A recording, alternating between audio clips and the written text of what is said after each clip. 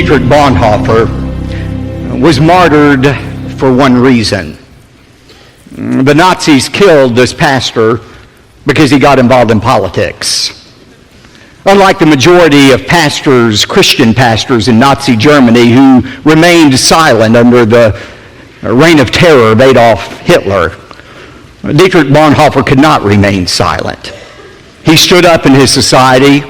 He spoke out against the evil of the government, and as a result, he lost his life. Dietrich Bonhoeffer, before he died, made this statement. He said, "Only he who believes is obedient, and only he who is obedient truly believes." There's an inseparable link between belief and obedience. You can't separate the truth. Wherever there's belief, there is genuine obedience. And we see that truth clearly illustrated in the story we're going to look at tonight. If you have your Bibles, I want you to turn to Daniel chapter 3. God gave Daniel the ability, remember, to interpret the dream of the evil king Nebuchadnezzar. And when Daniel recounted the dream and explained it to Nebuchadnezzar, remember Nebuchadnezzar's response? He fell down. He worshiped the God of Daniel, the Yahweh, the true God. And not only that, he elevated Daniel and his friends, Shadrach, Meshach, and Abednego, to places of prominence, of rulership in the Babylonian country. Now that was his first response, to worship God. But then in tonight's story, which takes place shortly after chapter 2, we see Nebuchadnezzar having a more humanistic response to this vision, a vision that said basically, Nebuchadnezzar, your days are numbered as king of Babylon. Babylon is going to cease. You're going to cease to exist. There's another kingdom coming after you. And notice Nebuchadnezzar's reaction to the truth that his kingdom would one day come to an end. We find it in verse 1 of chapter 3. Now Nebuchadnezzar, the king, made an image of gold, the height of which was 60 cubits. A cubit is about 1.5 feet. So it was a statue 90 feet high. Its width was 6 cubits, or 9 feet. And he set it up on the plain of Dura in the province of Babylon. As Nebuchadnezzar thought about this dream and thought about the end of his kingdom, he said, you know what? I'm going to do whatever I can to prevent the end of my kingdom.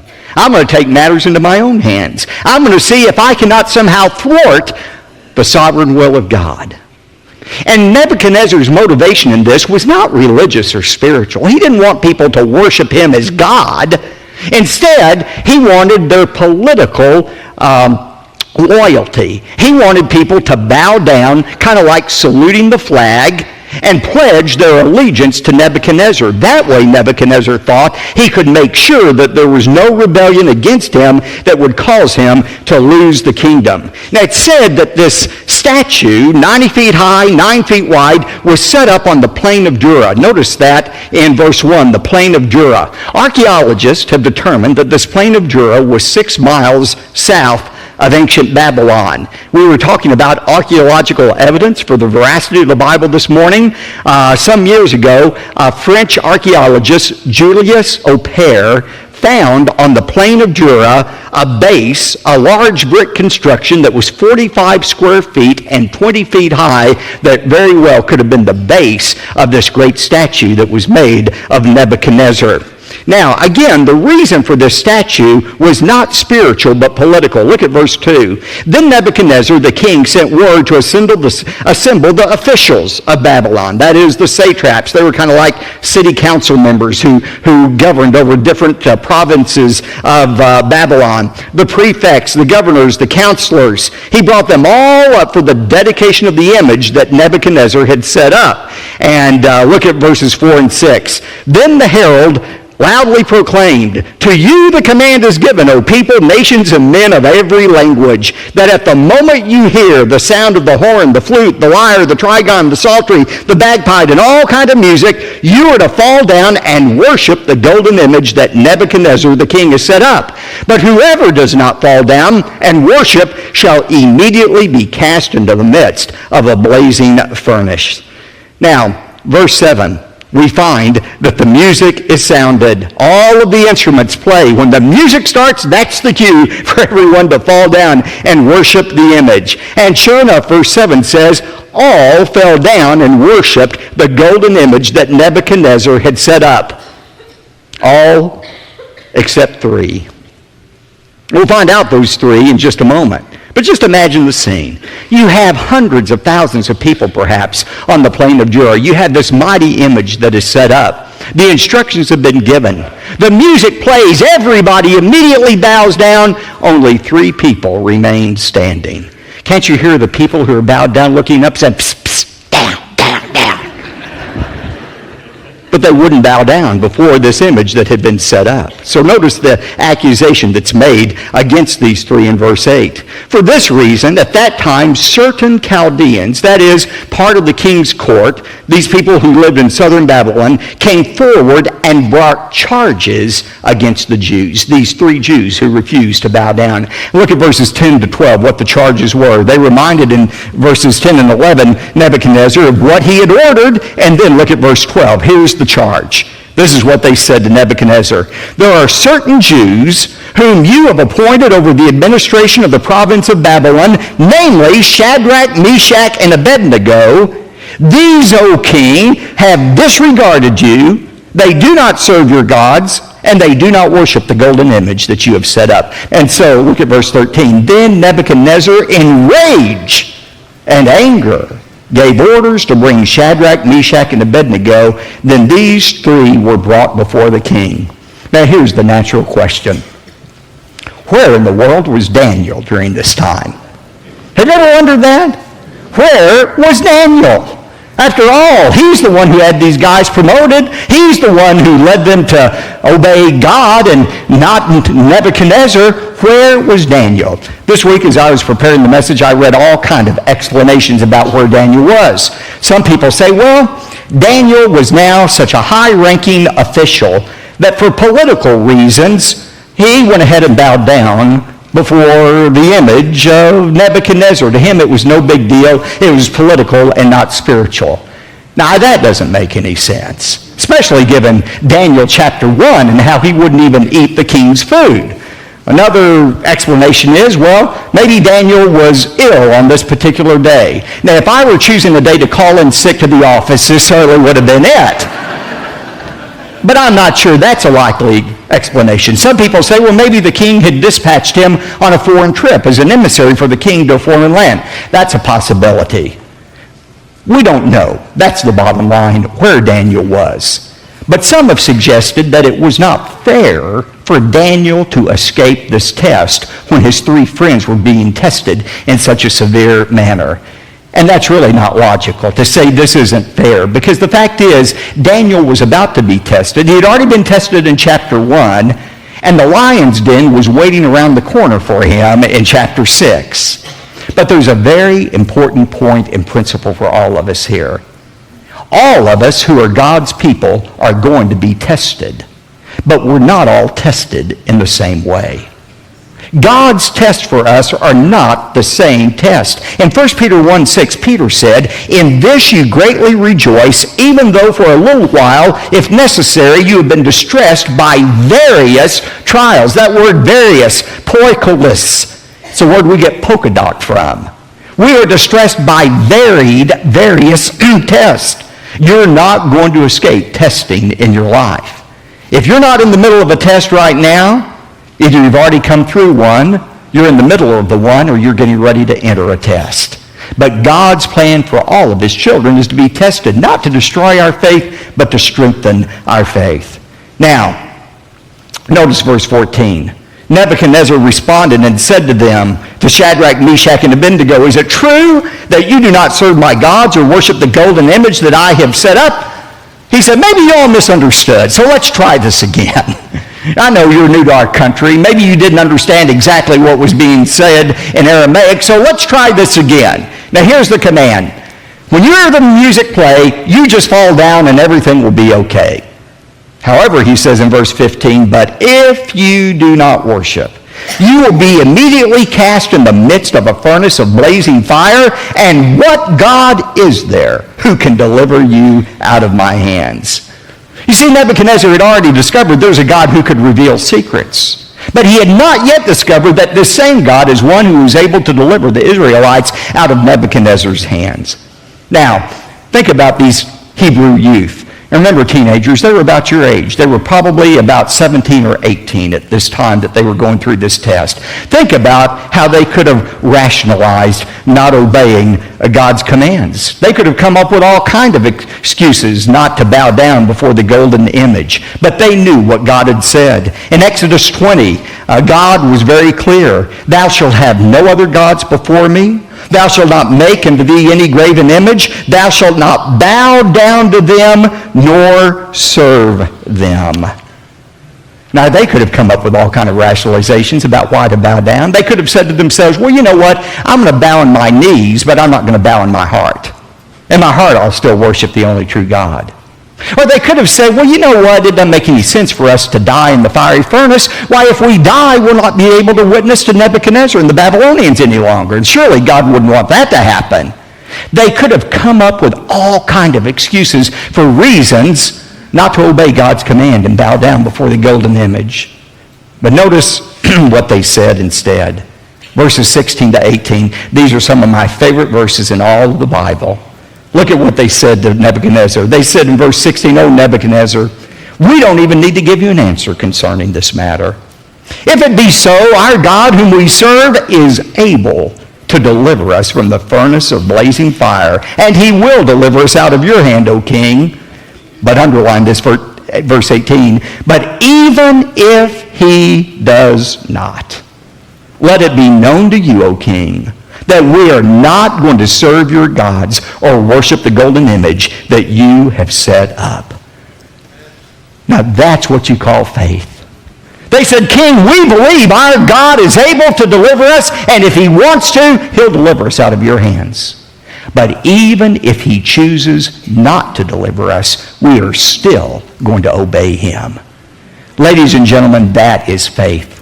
Obedience to God in spite of the circumstances. It's not always God's will to deliver us out of trials. It wasn't God's will to deliver Jesus out of suffering, or Peter, or Paul, or most of the apostles. God's will for them was death, but they still obeyed God.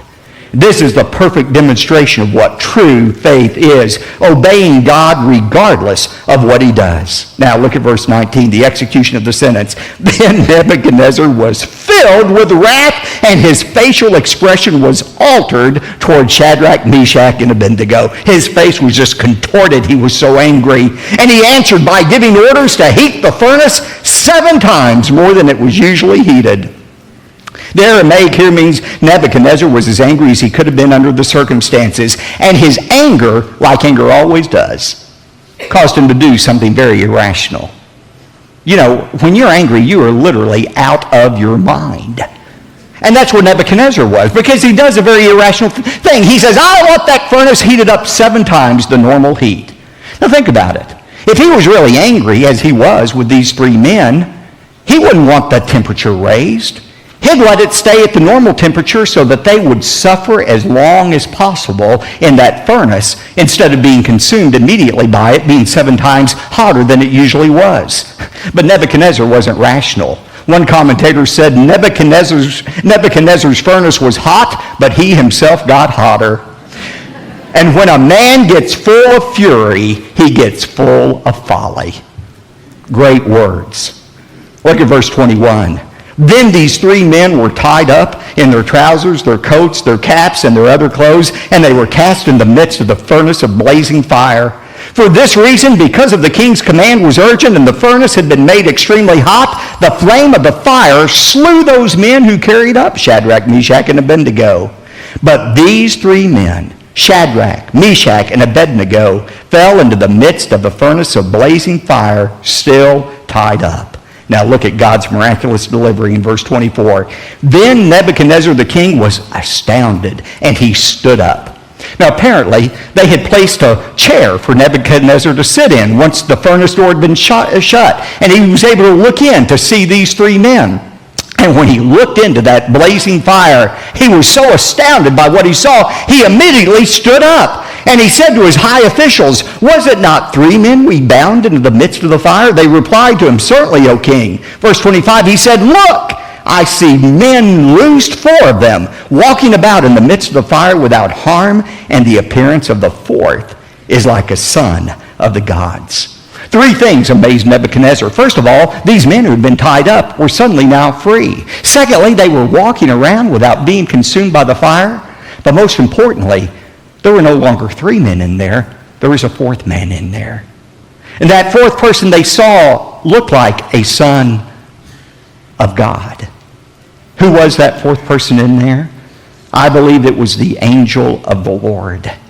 Anytime in the Old Testament you read about the angel of the Lord, that is a reference to the Lord Jesus Christ. The incarnate, pre-incarnate appearance of Jesus Christ. That fourth person looked like a God to them.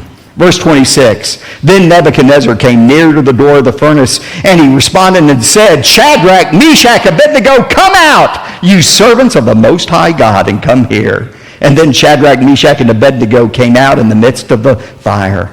He wanted them out of the furnace. He called them servants of the Most High God. And look at verse 27. All of the officials gathered around and saw in regard to these men that the fire had no effect on their bodies. Not even a hair of their head had been singed, nor were their trousers damaged, nor had the smell of fire even come upon them. They didn't even reek of smoke after being in that furnace. In verse 28, look at Nebuchadnezzar's response. He said, blessed be the God of Shadrach, Meshach, and Abednego, who has sent his angel and delivered his servants who put their trust in him, violating the king's command. And he yielded up their bodies so that not to serve or worship any god except their own God. And as we'll see in a moment, this was not, and we'll see this more next time, this was not a conversion experience for Nebuchadnezzar. That would come in chapter 4. Nevertheless, there was still a command here that was given in verse 29. Nebuchadnezzar says, therefore I make a decree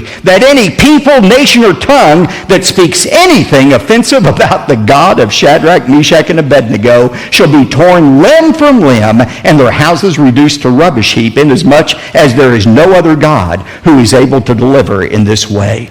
Now notice, Nebuchadnezzar did not denounce all other gods. He simply recognized that the God of these three Hebrew youth was a legitimate God, and in fact, he was a superior God to any other God he knew of, because this was a God that was able to deliver these Hebrews out of Nebuchadnezzar's hands. Now, as impressive as a comment that is, God is not impressed by it. See, God is not content to be named among other gods. God is not impressed when we say, oh, I believe in the God of heaven, the God of the Bible, but I believe in other gods as well. I'm saying this often right now as I go around our country. What we call plurality in our country, the worship of many gods, what we celebrate as tolerance and plurality, God has another name for. It's idolatry. The First Amendment of our Constitution has not replaced the First Commandment of God. God said, you shall have no other gods before me. God commands our exclusive worship. He has no tolerance for any false gods or any false idols. And by the way, a false idol, a false god doesn't have to be a wooden statue. As I heard my friend David Jeremiah say today, we have American idols as well. Those American idols sometimes are money. We bow down before money. We worship money. Sometimes it's pleasure, entertainment. Sometimes it's sports. Sometimes it's scholastic achievements. But God is a jealous God. He said, you worship me exclusively. That's the kind of worship our God demands. Now, why is this story important? It's important for three significant reasons. First of all, this story sets the stage for Nebuchadnezzar's conversion in the most dramatic way we're going to see next time. But secondly, this story foreshadows God's protection of Israel. Just as God protected Shadrach, Meshach, and Abednego from the fiery furnace, so God would supernaturally protect Israel during these 70 years of captivity in Babylon. And God will continue to protect his people until the end of time. I was in New York this past week. I was there Wednesday for the most holy day of the Jewish calendar, Yom Kippur. And I was with some Jews. It was interesting to see how they worshiped on Yom Kippur. But at that very same day of Yom Kippur, the holiest day on the Jewish calendar, on that very day, there in New York was Iranian President Ahmadinejad. And there he was in the UN, breathing threats against Israel. Monday of that week in New York, he said, Israel will be eliminated from the face of the earth. Now I'm going to make to you a prophecy that I promise will come true. This is an absolute 100% prophecy that will come true. President Ahmadinejad will be eliminated before Israel is eliminated. You can rest assured, because Israel is God's nation, and Israel has the promise of God's protection. God protected them for 70 years during that Babylonian captivity, and he will protect them until the end of time. But the third truth that you see in the passage is this. This passage reminds us of the importance of unconditional faith and obedience. Remember, true faith is not believing God is going to do what we want him to do. True faith is the resolve to obey God in spite of the circumstances. It's the faith that Job expressed when he said, though he slay me, yet will I trust in him. Only he who is obedient believes, and only he who believes is truly obedient.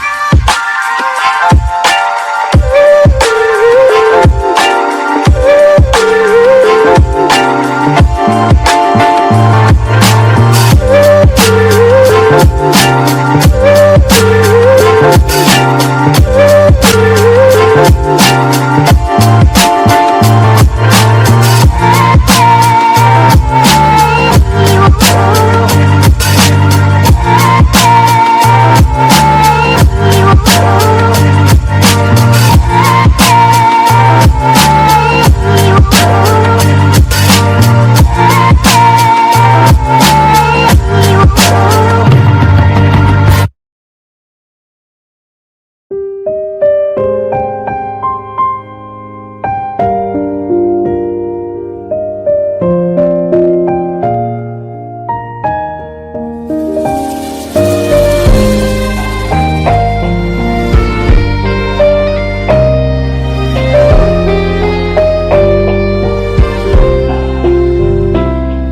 tình cảm khó nói phải không em? Chuyện tình yêu đâu biết được ngày mai. Rồi hôm nay em bên ai, nhìn em khóc trên vai. Thôi hãy quên đi, về với em hiện tại. Anh còn nhớ về ngày ta còn đắm say. Anh vẫn nhớ về người bên anh khi ấy. Em đã quên rồi câu hứa yêu trọn đời. Em bỏ anh rồi, em vui tình nhân mới. Cuộc tình này đã khác rồi, mình kết thúc em ơi. Chuyện tình này đã chết rồi, còn tiếc chi em ơi. Một lần em gian dối rồi, còn cố yêu không vui. Một lần em đã phản bội, làm vết thương chưa nguôi. Thì anh vẫn sẽ mỉm cười, người khác làm em vui. Còn anh xin kết thúc và giữ chút đau thương thôi. Ở nơi xa luôn nhớ về một mối duyên tình phai. Đường em đi nay khác rồi, còn mỗi anh đơn côi. Đường em đi nay đã khác rồi, còn riêng anh mãi đứng đơn côi.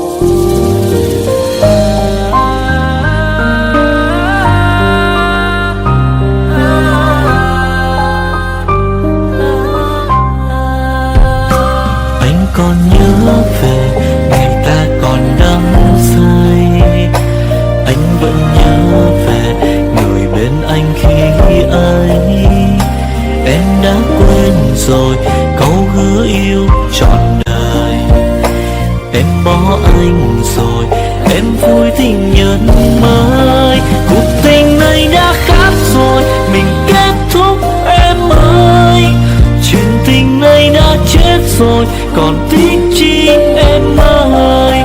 Một lần em gian dối rồi, còn cố yêu không vui. Một lần em đã phản bội, làm vết thương chưa nguôi. Thì anh vẫn sẽ mỉm cười, người khác làm em vui. Còn anh xin kết thúc và giữ chút đau thương thôi.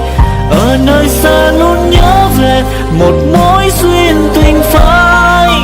Đường em đi nay khác rồi, còn mỗi anh đơn côi. Cuộc tình này đã khác rồi, mình kết thúc em ơi.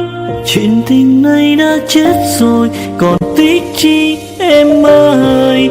Một lần em gian dối rồi, còn cố yêu đâu vui. Một lần em đã phản bội, làm vết thương chưa nguôi. Thì anh vẫn sẽ mỉm cười, người khác làm em vui. Còn anh xin kết thúc và giữ chút đau thương thôi. Ở nơi xa luôn nhớ về một mối duyên tình phai. Đường em đi nay khác rồi, còn mỗi anh đơn côi. Ở nơi xa luôn nhớ về một mối duyên tình phai. Đường em đi nay khác rồi, còn mỗi xin anh thôi.